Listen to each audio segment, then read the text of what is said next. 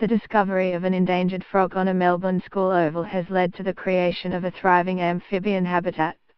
A growling grass frog was found 2 years ago at a cricket ground belonging to Penley and Essendon Grammar School, PEGS.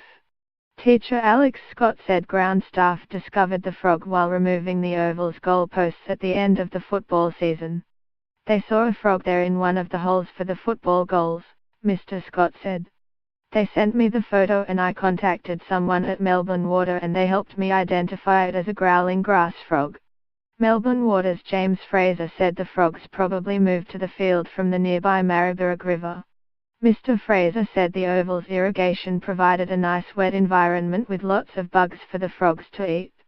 Mr. Scott said the school community was very excited by the discovery. The school sought advice from Melbourne Water on how to best provide habitat for their new amphibious residents.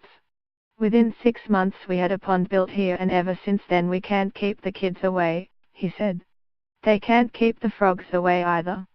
Mr. Fraser said the pond was now home to a dozen growling grass frogs as well as spotted marsh frogs, banjo frogs and eastern common froglets.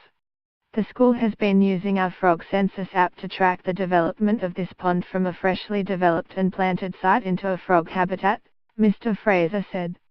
They're not alone. Melbourne have recorded more than 2,300 frog sightings using the free frog census app since Melbourne Water launched it last year.